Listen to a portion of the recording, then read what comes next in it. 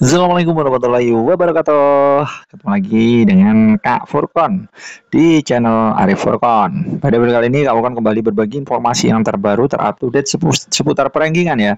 Perankingan P3K tahap 1 dan juga teman-teman wajib bersiap untuk yang memenuhi kriteria mendaftar di P3K tahap 2. Karena pendaftaran akan segera berakhir ya tanggal 31 Desember 2024. Jadi teman-teman bisa menyiapkan dokumennya dari sekarang ya Bapak Ibu ya. Oke.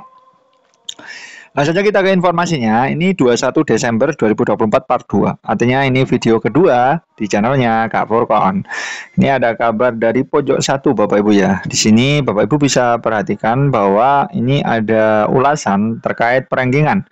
Siap-siap rilis hasil perankingan P3K 2024. Pahami mekanisme perhitungan nilai murni dan afirmasi, penentuan penuh waktu dan paruh waktu. Seperti itu Bapak Ibu ya. Jadi seperti yang Bapak Ibu ketahui bahwa untuk P3K 2024 ini yang dilihat pertama kali itu adalah golongannya dulu Bapak Ibu ya. Nah, untuk PPPK 2024 baik tahap 1 maupun tahap 2 yang dilihat pertama kali sebelum melihat nilai itu adalah golongannya dulu atau prioritasnya. Golongan.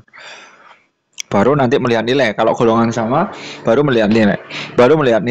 Nah, golongan yang paling tinggi itu adalah honorer K2. K2 ini memiliki nilai yang peringkat yang paling tertinggi. Kemudian di bawahnya adalah honor database BKN HDB. Kemudian yang ketiga adalah honor database non BKN. Minimal 2 tahun. Ya kan? Minimal 2 tahun. Kemudian di sini kalau golongan sudah sama, teman-teman, ini yang diperhitungkan adalah nilai akhir. Nah, jadi memang perlu Bapak Ibu ketahui bahwa memang sebelum kita ke nilai itu memang golongan dulu Bapak Ibu ya. Nah, ini K2 ini meskipun nilainya kecil, kalau bersaing dengan honorer database BKN ya jelas menang. Apalagi kalau bersaing dengan honorer database non BKN yang minimal 2 tahun ya jelas menang. Nah, baru kalau misalkan sesama K2 itu diperhitungkan adalah nilainya. Seperti itu Bapak Ibu ya. Oke. Di sini Bapak Ibu bisa perhatikan bahwa bagi peserta, nah di sini Bapak Ibu bisa perhatikan ya, bagi peserta yang namanya nanti masuk daftar hasil perankingan, maka silakan bersiap untuk melangkah ke tahap selanjutnya, yaitu mengisi DRH. Untuk diketahui, setelah tahap seleksi PPPK 2024 akan ada peserta yang dinyatakan lolos maupun tidak. Tapi ini kabarnya Bapak Ibu ya, ini lolos semua tahap 1. Nah, ini asumsi ya kan, spekulasinya itu bakalan lulus semua. Nah, ini lolos semua. Loh, kenapa kok lolos semua? Ya itu tadi. Nah, nanti yang masuk perankingan itu akan dijadikan penuh waktu. Nah, nanti yang tidak masuk perankingan itu akan dijadikan paruh waktu. Nah, seperti ini. Ini spekulasinya ya Bapak Ibu ya. Tapi biasanya benar. Ini kan sudah diarahkan dari Menpan RB kita, Ibu Rini Widiantini.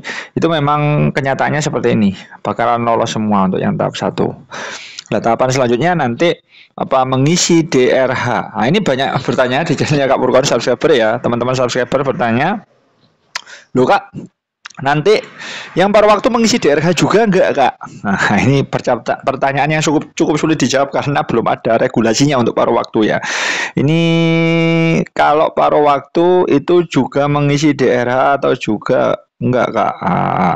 Jawabannya belum pasti Pak Bu ya kan, karena regulasinya belum ada. Kemungkinan juga mengisi karena sudah dinyatakan lulus juga kan meskipun paruh waktu, tapi kita belum tahu karena regulasinya belum keluar. Seperti itu Bapak Ibu ya. Nah, di sini Bapak Ibu bisa perhatikan bahwa sedangkan tahapan puncak adalah penetapan NI PPPK. Nah, ini tahapan puncak ya. Karena pada tahap ini honorer atau ASN tersebut hanya menunggu pelantikan atau proses pengangkatan sebagai ASN aja. Jika menilik pada lini masa yang telah dirilis, itu kelulusan PPPK itu 24 sampai 31 Desember 2024. Nah, ini untuk periode-periode ini silakan cek secara berkala. Teman-teman bisa mengunjungi web instansi yang Bapak Ibu lamar ya, web instansi. Ini sering-sering dicek webnya, nanti kalau ada pengumuman biasanya muncul di sini nama Bapak atau Ibu yang dinyatakan penuh waktu atau yang paruh waktu, ya kan seperti itu. Nah, di sini sedangkan usul penetapan NIPPPK, ya kan? Usul penetapan NIPPPK dilakukan 1 sampai 28 Februari 2025. Tapi sebelum sampai pada tahap-tahap tersebut, lebih dahulu diawali dengan perengkingan. Nah, ini merupakan akumulasi dari nilai murni yang dapat ditambah dengan afirmasinya. Dari perengkingan ini pun sudah bisa diketahui hasilnya. Siapa yang dibatasikan diangkat penuh waktu, yang paruh waktu. Nah, seperti yang Bapak Ibu ketahui ya, bahwa di dalam perengkingan itu secara otomatis Bapak Ibu ya. Jadi misalkan ini K2. Honorer K2 nilainya cuma 206 katakanlah. Kemudian bersaing dengan honorer database BKN HDB. Ini nilainya katakanlah 640. Wih, sangar banget ini Bapak Ibu ya. Nah, ini secara otomatis misalkan formasinya ini cuma satu, yang daftar 2 orang ini aja, ya kan? Formasinya ini cuma satu. Ya kan, formasinya ini cuma satu. Ya udah, yang honorer HDB ini otomatis dia ke paruh waktu, ya kan? Ini ke paruh. Yang ini yang full time. Jadi ini yang masuk perengkingan itu adalah honorer K2. Nah, meskipun dia kalah secara nilai, tetapi secara golongan dia nomor 1 dong, ya kan? Itu jadi perlu dipahami Bapak Ibu ya. Jadi nanti pada saat pengumuman jangan langsung membuat protes atau gimana ya Bapak Ibu ya. Jadi ini 206 kok bisa mengalahkan 640, nggak logis ini. Atau regulasinya seperti itu Bapak Ibu ya. Jadi dilihat golongannya dulu. Jadi kalau golongan sudah sama itu baru ke nilai. Seperti itu. Kalau golongan nggak sama ya ngapain? Nilai tidak diperhatikan. Seperti itu. Nah, di sini Bapak Ibu bisa perhatikan bahwa di dalam lini masa yang dirilis Panselnas itu tahap pengolahan nilai itu 7 sampai 23 Desember. Berarti hari ini masih pengolahan ya Bapak Ibu ya. Pada tahap inilah dilakukan pengelompokan berdasarkan formasi dan jabatan. Pada pengelompokan tersebut kemudian dilakukan perengkingan kembali berdasarkan perolehan nilai dengan masing-masing formasi dan jabatan. Nah, ini sudah jelas Bapak Ibu ya. Banyak yang bertanya ini subscribernya Kak Furkon. Ini sekalian saya jawab di video-video ya. Di sini bukan semua daerah ya. Jadi performasi perengkingannya itu Bapak Ibu ya perlu diketahui. Performasi kayak CPNS gitu Bapak Ibu ya. Jadi misalkan instansi ini jurusan ini membutuhkan ini. Nah, itu yang formasi itu. Jadi bukan semuanya, bukan semua ya kan, bukan semua. Jadi satu daerah itu misalkan butuh 1000 sekian. Nah, itu 1000 itu di ranking bukan. Jadi rankingnya itu performasi. Jadi kemungkinan peluang itu masih ada Bapak Ibu ya, karena performasi. Jadi kan kita tidak tahu juga toh apa saingan kita itu golongannya apa. Nah, saingan kita itu golongannya apa. Bisa aja kan nggak ada honorer K2-nya. Ya kan honorer database BKN semua. Berarti kan pure menggunakan nilai. Apalagi kalau teman-teman sudah serdik semua ya kan. Jadi kalau serdik itu nilai kompetensi teknisnya langsung dianggap sempurna, yaitu 450. Ini juga bisa dijadikan acuan ya kan, perengkingan nanti ya kan. Seperti itu. Kita bersaing dengan golongan apa dulu.